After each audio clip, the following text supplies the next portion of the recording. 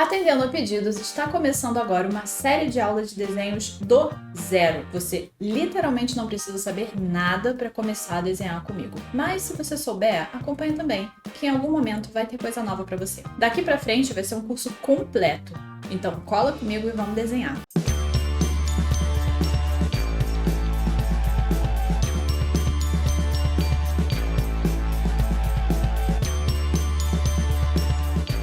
O que eu preciso para começar a desenhar? Querer desenhar e material de desenho, é claro. A escolha dos materiais é muito pessoal de cada artista, então eu sugiro que você teste o máximo possível, avalie seus resultados e veja com quais você se sente mais confortável de trabalhar. Bom, existe uma infinidade de materiais de desenho, tem muita coisa mesmo, então a gente primeiro vai ver os materiais mais básicos que a gente precisa para começar a desenhar. Primeiro de tudo o papel, né? Ele é o mais básico de todos. O papel simples, comum que vocês conhecem por aí, é o papel sulfite, que é o papel que as pessoas geralmente usam em escritório, impressora, na escola, enfim. Esse papel aqui é um papel sulfite, mas ele não é o basicão. O papel que vocês conhecem é o papel sulfite 75 gramas. O que é isso? O que é papel 75 gramas? Vou explicar, calma. Os papéis, eles têm algumas características, tá? Uma das características é a medida, o tamanho do papel. A outra característica é a grossura dele, que a gente vai chamar de gramatura. E tem outras características, tipo a cor, a textura, isso a gente vai vendo, tá? O papel sulfite, ele é um papel liso, geralmente branco. Existem outras cores, tem creme, cinza, enfim, tem de várias cores. E a gramatura do papel sulfite geralmente é 75 gramas. Esse aqui é um papel sulfite 90 gramas, eu só uso papel 90 gramas para cima, porque eu acho que o 75 ele é muito fininho, e a maioria dos materiais que você usa nele vazam para o outro lado, ou ele é muito fraquinho. Então eu prefiro usar o 90 gramas para cima. Falando da gramatura, tem esse outro papel aqui, que é um papel canson, que vocês já devem ter visto, né? Que eles chamam de papel para desenho. Você pode desenhar em qualquer papel, na verdade, mas esse eles chamam de um papel melhor para desenho, né? Que ele é um papel 180 gramas. Ele é mais grossinho, você pode sentir. Então ele vai aguentar melhor certas técnicas, como por exemplo o nanquim, que ele vai absorver bem, sem vazar para o outro lado e sem necessariamente rasgar quando você apaga, uma coisa que às vezes acontece com o sulfite. E eu tenho aqui esse outro papel, que eu vou tentar aproximar da câmera para mostrar para vocês. Esse é um papel para aquarela, específico para aquarela. Eu cortei ele, tá? Ele tá menor. O tamanho dele normal é A4, já vou falar sobre os tamanhos para vocês. Ele é um papel ainda mais grosso. Por quê? Porque a aquarela é uma técnica aguada. E quando você coloca água no papel, o papel tem que aguentar essa água. Se você tentar colocar uma técnica aguada nesse papel aqui simples, o papel sulfite, ele vai ficar todo enrugado, ou pior, ele vai rasgar. Esse papel aqui, ele é próprio para aguentar a aquarela. Não sei se dá pra ver, ele tem uma texturinha. Ele é meio enrugadinho já, mas ele é bem mais grossinho. Ele é um papel 300 gramas, então ele é próprio para aguentar pintura. Sobre as medidas dos papéis, bom, o papel também ele pode ter qualquer tamanho, né? É só você cortar ele no tamanho que você quer. Mas, por padrão, a gente geralmente usa a medida A. O que é a medida A? É um padrão internacional de medida de papel, que vocês devem estar muito familiarizados com o papel A4, que é esse tamanho aqui. É só a medida, tá, gente? É só o tamanho do papel. Esse aqui é o papel A4, tá? Ele tem 21 centímetros por 29,7. Pode ser altura ou largura, dependendo de como você está segurando. E as medidas do padrão A, elas são proporcionais. O que quer dizer? Quer dizer o seguinte. Esse aqui é um tamanho A5, por exemplo. Ele é metade do A4. Se você pegar um A4 e dobrar no meio, você vai ter um tamanho A5, que é esse aqui, que é o menor. Quando aumenta o número, diminui o tamanho do papel. Então, o A4 é maior, o A5 é menor, o A6 vai ser menor ainda. O A6 vai ser metade do A5. E tem também o A3, que é o quê? O A3 é 2 vezes o tamanho do A4. Então, ele é, na verdade, A3 é o tamanho dessa base de corte aqui. Você pode ver que tá até escrito aqui, ó, A3, tá? Essa base de corte é o tamanho A3. Como eu geralmente uso a medida A4 e A5, a base de corte A3 serve para mim porque cabe tudo nela. Além do papel solto, você pode usar também sketchbook, que é uma coisa super prática para levar por aí com você. Eu mesma tenho vários que eu comprei com outros artistas que fazem sketchbooks. Esse aqui é um que tem o papel mais grossinho. E aí eu usei ele mais para fazer desenhos com nanquim, que o papel mais grossinho absorve bem. Esse papel é 180 gramas. Esse aqui já é um com papel comum. Ainda não desenhei nada nele. Esse aqui também tá novinho, você pode ver que ele tem um papel cor creme. E ele também tem um papel um pouquinho mais grossinho que o normal. Esse aqui também ainda não desenhei nele, também tem um papel creme. Esse é um pouquinho mais fino, um pouquinho mais delicado. Sketchbook é muito bom para levar na bolsa quando você tem que ficar esperando alguma coisa, ou quando você tem uma ideia, para você não perder essa ideia, você anotar no sketchbook.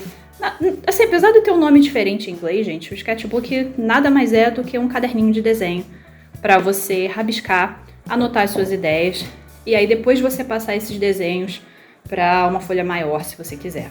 Grafite também é muito importante, tá, gente? Eu tô falando grafite, não lápis, porque tem vários jeitos diferentes de você usar o grafite. Principalmente o lápis, mas você também pode usar a lapiseira, se você preferir, né? No meu caso, eu tenho essa lapiseira aqui, que a ponta é 2B, tá? Tem aqui na caixinha dela é 2B, você encontra grafites de diversos tipos, é só você ler na caixinha, porque tem pessoas que são mais distraídas, né? O artista tende a ser um pouco distraído. Sempre dá uma lida e vê se o grafite é do tipo que você gosta. Eu prefiro um grafite mais macio. O que eu quero dizer com grafite mais macio? Vamos lá. O grafite, ele é medido numa escala de dureza. E essa medida é feita por letras, ela vai de H até B. E no meio deles a gente tem o HB. O HB é o lápis comum, o famoso lápis número 2, que geralmente você usa na escola, que você encontra facilmente em papelaria, é o lápis padrão. Ele é o lápis intermediário. Os lápis B, eles são os mais macios. E os lápis H, eles são os mais duros. E aí, quando você risca no papel, você vê a diferença. Os lápis B, eles vão sair com um risco mais escuro, muito mais leve. Você não precisa colocar muita pressão no papel para o risco sair com muito mais cor, muito mais pigmentado, né? A gente não chama de pigmento porque não é um pigmento, é grafite. Mas você vê que ele fica mais escuro. E os H, quando você risca, você percebe que você precisa colocar um pouco mais de pressão e que o risco sai super clarinho. Ele não é tão macio quanto os B, então ele vai ficar mais clarinho, assim, mais duro mesmo. Aqui eu tenho, além da minha lapiseira que é 2B, eu tenho dois lápis, esse aqui é um 6B e esse aqui é um 7B. Eles são muito parecidos, vocês não vão ver muita diferença no risco não. Mas aqui, ó, quando eu risco com o 2B, e aí o risco vai ficar bem fininho, porque é uma lapiseira. Mas quando eu risco com 2B, vocês podem ver que existe um limite. Ele não vai ficar mais escuro do que isso. E aí quando eu venho com o 6B, olha a diferença. Eu fiz a mesma pressão, a mesma força, a mesma intensidade. O lápis 6B ele atinge uma gama de escuros maior. E o 7B ele vai ser muito parecido com o 6B, mas eu vou testar aqui ainda assim para vocês verem. A diferença é pouca, mas dá diferença sim. Ele fica um pouquinho mais escuro. Quando vocês pegarem um grafite novo, façam esse teste aqui, para vocês verem a gama que vocês alcançam com esse grafite e como fica o peso da mão de vocês fazendo esse teste, tá? Além do lápis, você vai precisar também de uma boa borracha. E aí você pode escolher uma borracha natural, uma borracha sintética, isso é mais uma questão de gosto, tá? A diferença é que a borracha natural ela é aquela que quando você apaga ela esfarela mais, e a borracha sintética, tipo essa aqui, você apaga, ela não vai produzir muito farelo, mas pode ser que ela borre um pouquinho às vezes, então você tem que estar sempre limpando a pontinha dela para não deixar borrar o papel. Além das borrachas, que vai ser principalmente uma questão de gosto, vocês vão escolher a que vocês gostarem mais, a gente tem outras ferramentas também. Existe uma borracha que é a borracha elétrica, que a gente não vai ver aqui, eu não uso, porque é uma borracha mais para quem faz realismo, tá? Ela é uma borracha usada para desenhar com a cor negativa. A gente vai chegar nisso, mas isso é mais pra frente, não tem necessidade nenhuma de se preocupar com isso agora. E existe um outro material aqui, que é muito bacana e que eu gosto bastante, que chama limpa-tipo. O limpa-tipo, ele é como se fosse uma borracha, mas você não esfrega ela, porque ele não é feito para apagar do mesmo jeito que uma borracha apaga. O limpa-tipo, na verdade, ele vai diminuir o tom. Então, quando você usa o limpa-tipo, você pode ver que ele é maleável. Então, eu vou fazer um formatinho aqui, ó. Você pode mudar o formatinho dele. Eu vou vir aqui e vou fazer uma diminuição do tom, tá vendo? Quando eu encostei o limpa-tipo e tirei, ele puxou parte do grafite que estava no papel e ele diminuiu esse tom. Ele não apagou tudo. Isso serve para quando alguma coisa ficou escura demais e você quer que fique um pouquinho a coisa assim mais clarinho. Você vem com o limpa-tipo e você apaga o pedacinho que você quer apagar, encostando e tirando. Você só encosta e puxa e ele tira um pouco daquele tom. E se você passar de novo, ele vai clarear mais um pouco e por aí vai. O limpa-tipo ele vai ficar sujo quando você fizer isso, tá? Como é que eu faço para limpar? É muito fácil. Como ele é maleável, é só você amassar ele e puxar uma ponta limpa para fora. Conforme ele vai tirando o grafite do papel, vai ficando cada vez menos grafite para ser tirado, então vai ficando mais sutil. E se você quiser apagar definitivamente, você pode vir com a borracha e realmente apagar tudo.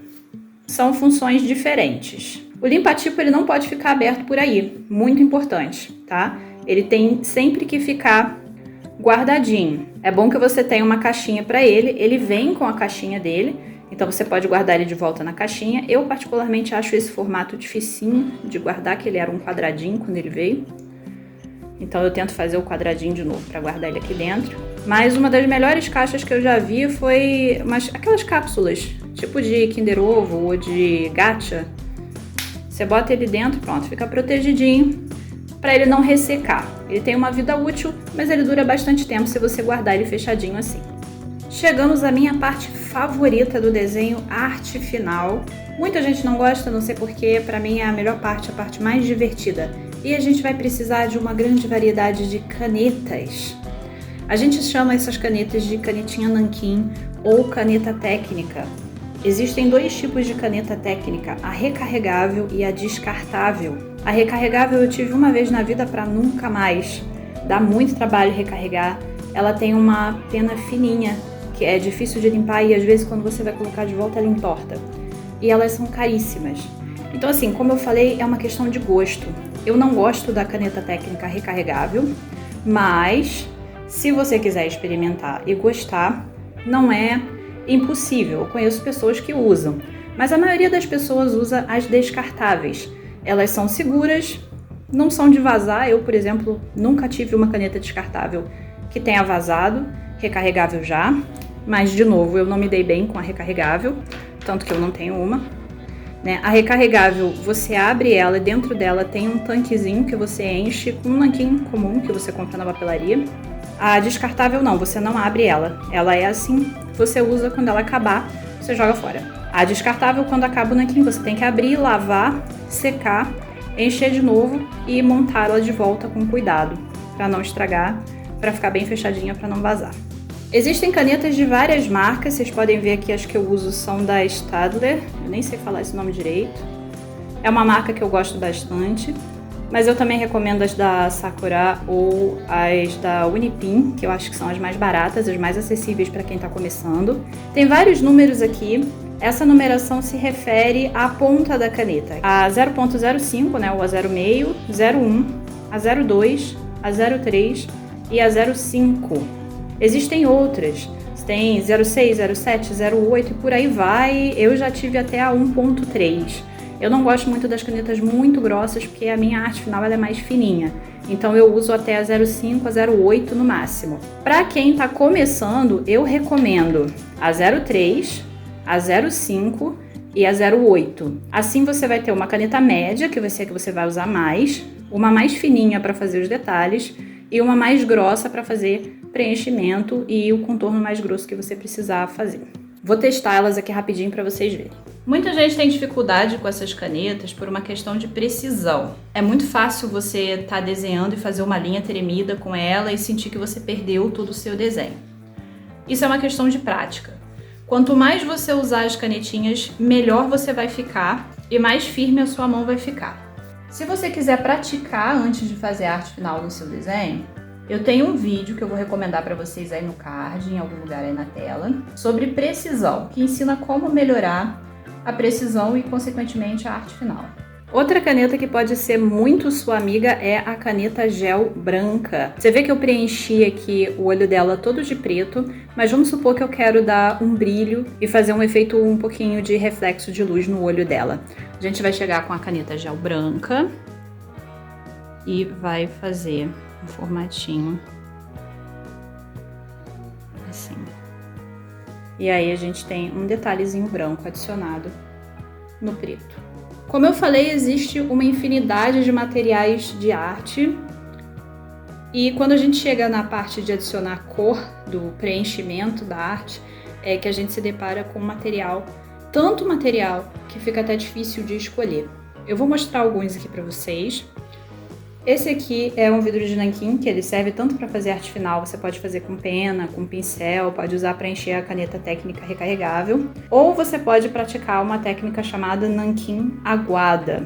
Eu não vou ensinar ele hoje porque precisaria de um vídeo inteiro só para isso, mas fique sabendo que é possível e a gente vai voltar nele no futuro. Caso você seja uma pessoa mais aventureira e tá a fim de se arriscar na vida, você também pode fazer a arte final com bico de pena. Eu tenho aqui um conjuntinho de bico de pena.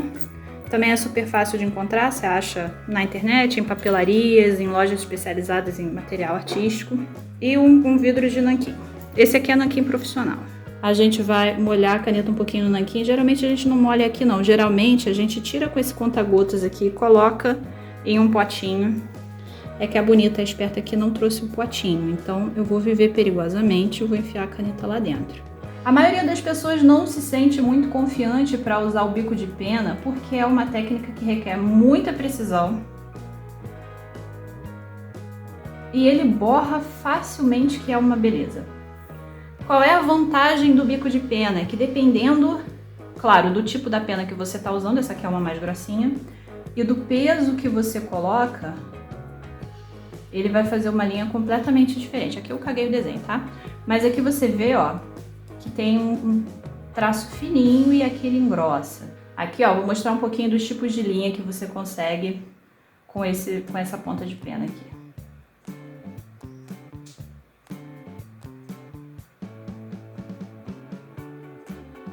Aqui já tá acabando o nanquim, por isso que ela deu uma falhadinha aqui.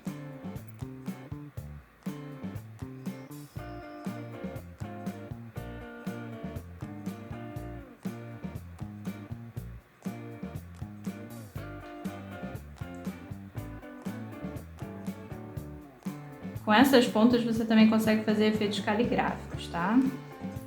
Claro que desde que a tinta não acabe no meio. Aí você pode voltar a fazer de novo.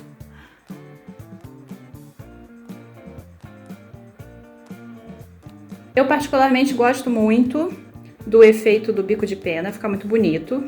E você não precisa ficar trocando de caneta toda hora. Você pode, com um bico de pena, fazer uma grande variação de traços, mais finos e mais grossos. Mas muita gente não gosta do bico de pena porque você tem que ficar molhando ele toda hora, porque a tinta fica acabando, né? Existem alguns bicos de pena que tem um tanque dentro já, para você não ter que passar por isso. Mas todo bico de pena tem a chance de borrar, de vazar a tinta, dependendo de quanta pressão você bota nele. Então, se você segura ele muito forte, se você tem a mão mais pesada, foge do bico de pena.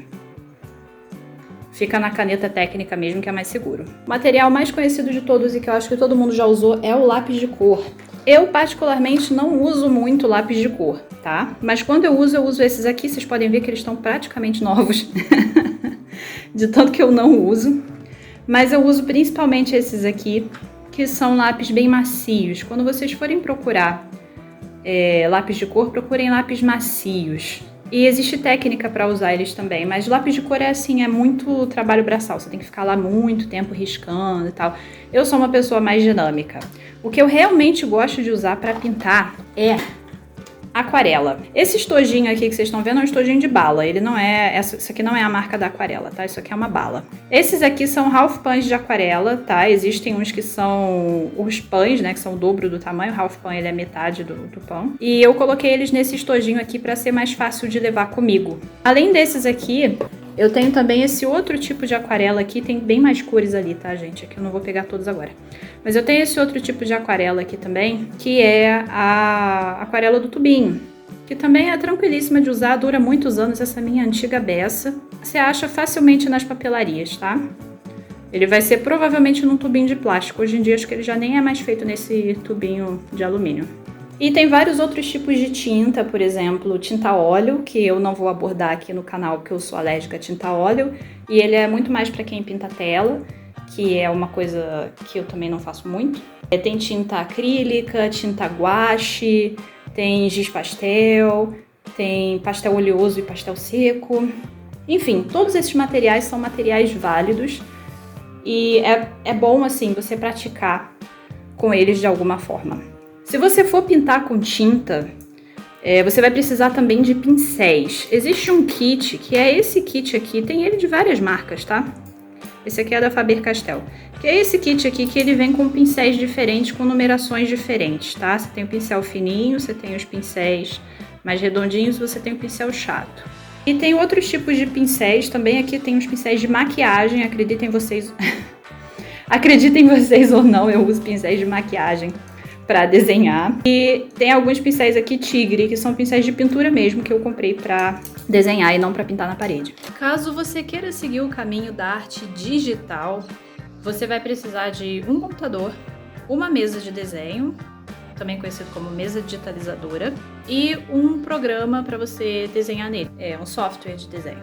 Ou, se você não tiver um computador, você também pode optar por um dispositivo móvel, um tablet ou iPad. No meu caso, eu tenho aqui um tablet da Samsung, o S7, já tá meio velhinho, já tem alguns bons anos na minha mão esse tablet. E ele tem o Clip Studio. E aí, com essa canetinha aqui, você pode desenhar na tela do seu tablet. No caso, você tem que usar a luvinha, porque a tela do tablet é touch, né? Quando você toca, as coisas mexem.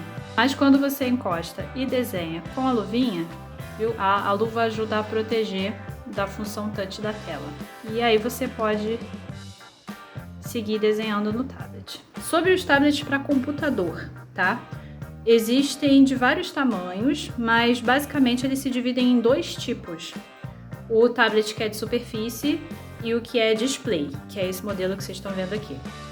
O de superfície, né, o tablet comum, é aquele que ele é toda uma superfície, pode ser mais lisa ou pode ser um pouquinho mais áspera, mas você desenha nele e você não enxerga o resultado nele, você enxerga o resultado no seu monitor. Né? Você desenha na superfície, mas o resultado sai no monitor. O tablet que é um display, vou mostrar para você agora, você vai desenhar nele e vai aparecer diretamente na tela. Não confundir a mesa digitalizadora que é display com o dispositivo mobile, tá? Esse modelo aqui, que é o Canvas 22 da Royol, assim como os outros modelos de display, tá, das outras marcas, eles funcionam como um monitor. Eles precisam estar ligado a um computador. Ele não é um aparelho independente. Então ele vai ficar preso ao seu computador e ele vai funcionar como mais um monitor para você. E você vai desenhar diretamente nele já vendo o resultado na hora, no lugar onde você risca diretamente com a caneta. Se você está buscando independência de poder desenhar onde você for, aí eu sugiro que você recorra a um tablet ou a um iPad. Para quem usa muito tablet, sabe que o armazenamento do tablet lota rápido, né? Esse aqui que eu já tenho ele há vários anos, ele vem durando bem pra mim, ainda tem bastante espaço nele. Inclusive, quando eu quebrei o pé, foi ele que me salvou, porque eu não conseguia ficar no computador de jeito nenhum. Foi com o tablet que eu consegui trabalhar. E várias funções que você geralmente usa o atalho no teclado no computador, aqui você vai usar toque, né? Por exemplo, Para desfazer é tocar com 2 dedos, para refazer é tocar com 3 dedos e por aí vai. Se você for usar computador, é importante que a sua placa de vídeo, a memória e o processador aguentem rodar alguns programas de desenho, tá? Alguns deles são bem pesados. Aqui agora o programa que eu estou usando é o Clip Studio. Ele é um programa assim que não é tão pesado, dependendo do que você estiver fazendo. Se for fazer animação, fica um pouco mais por causa da quantidade de frames. Mas, por exemplo, eu uso um outro programa que chama Rebelle. Vou abrir ele aqui agora para vocês verem. Ele simula a mídia tradicional e ele é muito mais pesado do que o Clip Studio, então ele demanda muito mais do computador. No caso, esses 2 programas que eu mostrei aqui, tanto o Clip Studio quanto o Rebelle, eles são programas pagos, que você precisa comprar uma licença para usar. Mas existem programas gratuitos. Existem programas como o Krita, por exemplo, e o Medibang, que são gratuitos e muita gente usa para desenhar digitalmente. E fique atento, pois tanto com a mesa digitalizadora quanto com o tablet, você vai precisar ficar atento à ponta da sua caneta, que precisa ser trocada quando está desgastada, tá? De tempos em tempos tem que trocar para ela não agredir a superfície do seu tablet. E também podem acontecer acidentes, como a ponta da caneta quebrar dentro da caneta, mas não se preocupa que eu já tenho um vídeo com a solução aqui para você, olha. Agora que você conhece os materiais, aproveita para ir se familiarizando com eles, que na próxima aula a gente vai botar a mão na massa. Até lá, tchau, tchau!